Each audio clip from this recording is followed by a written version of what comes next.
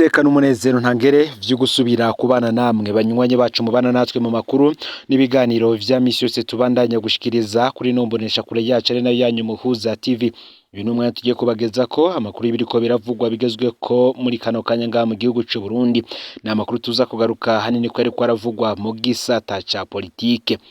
Imbere ko mbashikiriza ivyino nkuru reka mbanze bahereze kaze murano makuru mwe mubandanye gukurikirana ibiganiro vyacu muri ngaha mu gihugu c'u Burundi, mu buseruko, mu bumanuko, mu buraruko, mu burengero, mu gisagara ca Bujumbura, abari mu karere ka Afrika y'ibiyaga binini, ku mugabane wa Afrika ndetse no mu makungu ya kure.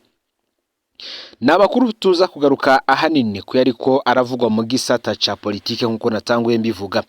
Mbere benshi baranumvise ko hari abahunze igihugu, abo bakaba barabikoze cyane cyane mu mwaka wa 2015 ubwo hari hashatse kuvuga itembagazwa ry'ubutegetsi bwa Perezida Nkurunziza.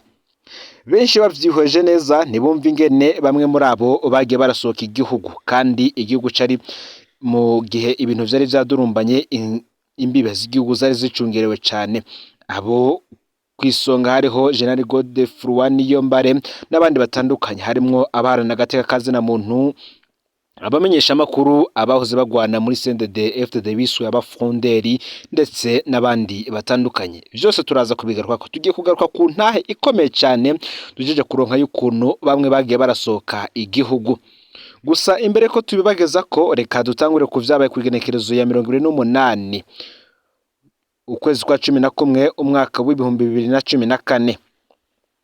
Icyo gihe igihugu cari cumiwe. Perezida Nkurunziza yari yubahutse kwikura ibihangange bibiri.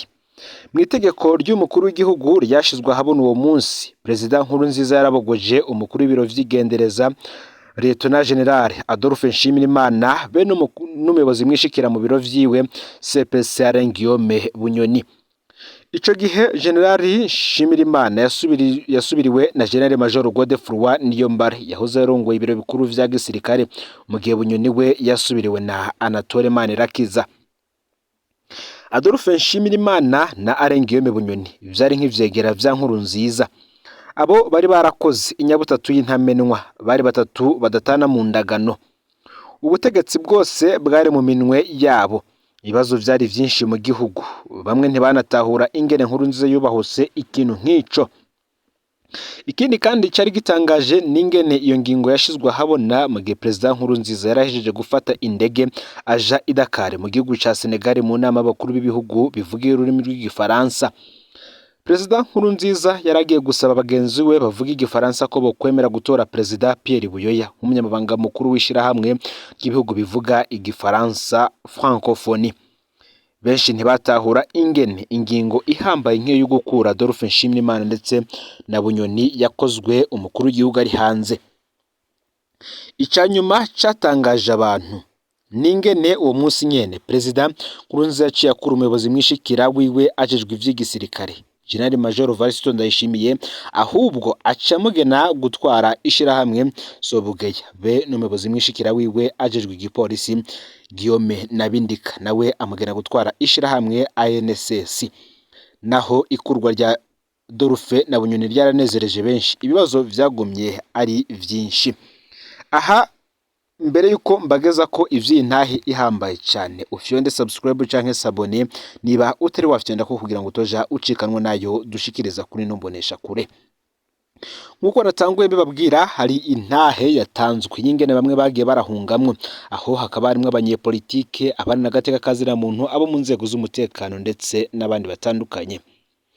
Aha tugiye kubageza ko ivya Pacifique Ninahazwe we arashinga intahe y'umugoroba yari kwicwamwo. Ku mutaga w'uyo munsi Pacifique Ninahazwe ngo yari muhira. Amakuru y'ikurwa rya Adolphe Nshimirimana ndetse na Bunyoni yayumvirije ari muhira, nibwo yahamagaye abagenzi ku telefone ababaza ivyo ari vyo. Nta numwe yatahura iyo bizananye, ariko bose barikeka ko harimwo igiharuro kijanye n'amatora y'umwaka w'2015. Uti nk'umwe mu baharanira agateka ka muntu, iyo nkuru nayakiriye neza cyane kubera abo bagabo twabafata ko bari kwisonga ry'ubwishanyi n'ubusuma vyaranga intwaro ya Nkurunziza. Igenwa rya General Niyombare ngo Pacifique Ninahazwe yararyakiriye neza cyane kubera yaramaze kuronka akaryo ko kuganira nawe, bimwe mu vyumviro vyiwe yarabizi. uti isaha 8 z'umutaga naravuye ku muhana nari ndoye ku biro vya Fokode ngisohoka urupangu naronse telefone y'umukenyezi umwe mu baharanira agateka ka zina muntu mu Burundi. Ijwi ryiwe ryari rituje uko ndamumenyereye, uti ntiyanandamukije, yambwiye ati Pacifique uri hehe, ndagusavye uhagarara aho nyene ugeze. Guko yabinsavye niko nabikoze, arambwira ko aronse amakuru ateye ubwoba ku mutekano wanje. Pacifique Ninahazwe abandanye ntahe yiwe agira ati ndamubwira ko bitoba vyiza kubivugira muri telefone ahubwo ndamusangaho nawe yariko arakorera. Uti ndahageze niho namenye umugambi wari wateguwe uwo munsi. Uti muri ico kiringo hari heza abo bita barukoti bagenda ijoro bagatera imihana k'abasuma bakagenda bivye hamwe bakica abantu. Abantu benshi mu gisagara ca Bujumbura bagoma bavuga ko bahuye nabo mwijoro. Barukoti bari bagizwe ahanini n'imbonerakure zari zivuye mu nyigisho za gisirikare Ikiriba Ondezi muri Republika Iharanira Intwaro Rusangi ya Kongo. Nguwo mugoroba byari bitegekanijwe ko barukoti bari gutera aho naba kuri Avenue de l'Imprimerie mwijabe, bari gutera iwanje no mu mihana y'ababanyi bakagenda bivye kandi bisha abantu.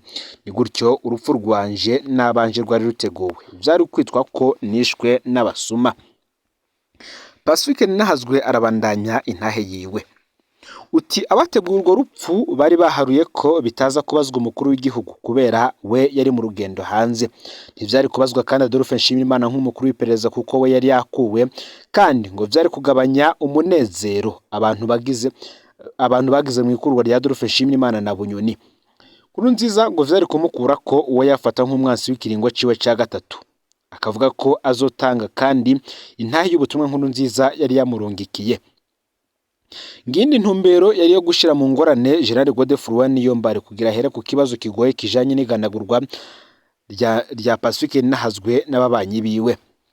Pacifique uti iyo ayo makuru ndayahabwa n'isoko rimwe gusa nari gwava ndayafata minenerwe, hariho ikindi gihugu caronse ayo makuru kiranshikiriza.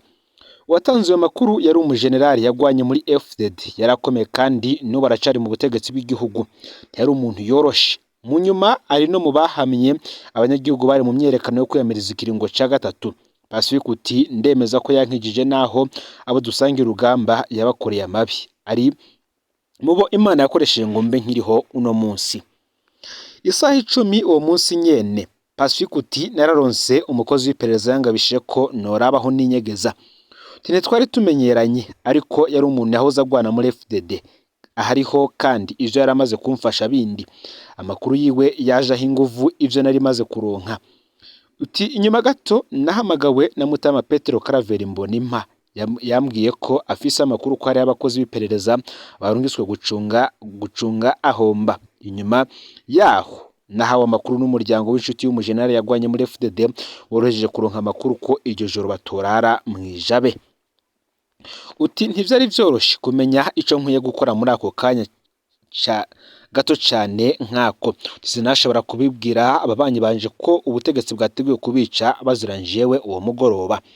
Nari kuba nkwezi ibihuha, ntari nzi ivyo vyari gukwega, ariko nategerezwa kubakingira. Ako kanya abana banje bari ku mashuri atandukanye, sinari nzi ko nabo batagiye kubategera kugira ku mashuri bariko. Inzira yonyene yo gukingira abo bose kwari ukuva mu gihugu nce ku kibuga c'indege, ku buryo abategetsi bamenya neza ko nagiye, ko gutera mwijabe ataco bizoba bikimaze. Ariko no ku kibuga c'indege nategerezwa kuhaca ku munota wa nyuma, ku buryo abambonye bataronka kanya ko kugabisha ko ngiye, ngo abandondera baronka kanya ko kwitunganya no kumbuza kugenda. Pacifique Ninahazwe akavuga ko ashitse ku kibuga c'indege ca Bujumbura citiriwe Melchior Ndadaye, indege yari isigaje iminota 10 gusa ngo igende. Ariko ngo nari nabimenyesheje, ntangurane nagize nararenganye ndagenda. Uti ababanyi banje ntibamenye ko uwo munsi nabo bahatswe bikomeye. Umuryango wasigaye uranyegera nagiye. Ndasubiriye kandi gushimira abantu benshi cyane bantabaye kandi bantabariye abanje uwo munsi. Imana ize yame ibatabara nabo mu bihe bigoye. Pacifique Ninazwe kandi yaratangaje intahe ya General Guillaume Nabindika nkuko natwe twayigarutse ko asigura ikete ry'abajenerali bahoze bagwana muri FTD bandikiye Perezida Nkurunziza bamusaba kubogoza Adolphe Nshimirimana na Alain Guillaume Bunyoni. Iryo kete ryari ryavuye mu manama menshi y'izo ntwazangabo zahoze muri FTD zabona ko Adolphe na Bunyoni bariko barica igihugu n'ubutegetsi bwa CNDD FTD. ngo ntibari bashigikiye ikiringo cya gatatu ca Nkurunziza ariko bemereye Nkurunziza ko akuye ivyo bihangange bibiri bopfa kwihoza ivy'ikiringo cya gatatu. Ku isonga ry'abatunganije amanama yavuye muri iryo kete hariho abagabo babiri, hariho Guillaume Nabindika yari umuyobozi mwishikira mu biro vy'umukuru w'igihugu ajejwe igipolisi, ndetse na General Major Varisito Ndayishimiye yari umuyobozi mwishikira ajejwe ivy'igisirikare. Abo bagabo babiri barashoboye kumvisha abandi bajenerali bahoze muri FTD, barashira ubwoba barubaka kwandikira Nkurunziza. Uwanyuma yashize umukono kuri iryo kete yari General Gervais Nderakobuca bataziranda kugarika, yari umuyobozi mwishikira wa Adolphe Nshimirimana. Ndakugarika abonye ko abasinye ikete bakomeye nawe nyene yaremeye ararishirako umukono. Iri nikete ryajugumije cyane Perezida Nkurunziza, ntiyatawe ingene izo ntwazangabo zose zamwubahutse. Niko gukoresha inama Adolphe na Bunyoni kugira bumvikane uko bovyifatamwo. Bunyoni na Adolphe barabonye ko ikibazo gikomeye, baraheza baremera gukurwa, ariko basaba Nkurunziza ibintu bibiri. Icambere bamusavye yari uko atobakura bonyene, ahubwo acakura mu biro vyiwe Varisito Ndayishimiye na Guillaume Nabindika. Icya kabiri yari ukubagena mu mabanga atawundi azoba kijejwe abajejwe kiretse Nkurunziza wenyene. Ni gutyo Adolphe Nshimirimana yagenywe kubujejwe ibikorwa ahabwa n'umukuru w'igihugu charge de mission, gutyo yagumye jejwe amabanga y'ipereza no kurongora abajejwe ubwicanyi. Nayo Bunyoni we yahawe kuba umunyamabanga nshingwa bikorwa w'inama nkuru y'umutekano, yongera agoma jejwe ivy'amatungo bari basangiye.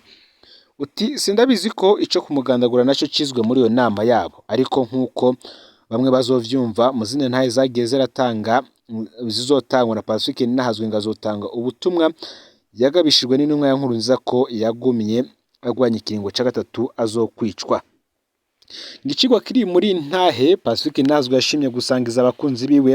Uti biragoye kumenya uwo Imana ikoresheje mu kugukiza. Uti njewe yakoresheje ni umujenerali ataretse kugirira nabi abandi mu nyuma. Sindabizi ko yabikoze bimuvuye ko wenyene, nkuko ari umurwi wose wabari barwanije Adolphe na Bunyoni bashatse kunkiza.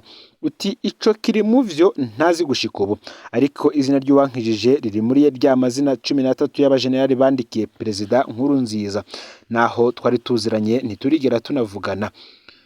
Ariko ahari amenye ko ndabimushimira cyane, naho ntatahura impamvu yabikoze. Ibindi bibi mu nyuma ku bandi biyumvira nka jewe, kuri no si ntidukwiriye kwankana, burya ngo nta numwe azi uzomutabara. Ngaho rero amakuru yaragezwe ko muri kano kanya dushimye kubasangiza iyi nta ya Pacifique Ninahazwe, kuko irimo icigwa gikomeye cyane kirabana n'ubuzima bw'abantu batandukanye. Ngaho rero amakuru yaragezwe ko muri kano kanya ufyonde subscribe canke sabone niba utari wafyonda ko kugira ngo utojucikanwe nayo dushikiriza, usangize kandi ano makuru bagenza aho bari hose kugira ngo baje bashikirwa n'abiriko biravugwa bigezwe ko mu gihugu cy'u Burundi, hanze y'imbezi igihugu cy'u Burundi ndetse no makungu yakure. Nande meshi turiko turabatohoreza kandi turiko turabategurira yoba ayarabana na politike, ubutungane, imigenderanire n'ayandi makungu, agateka kazira mu n'ibindi vyinshi. Ni mu kanya ntimuze gucikanwa. Imana iba hezagire.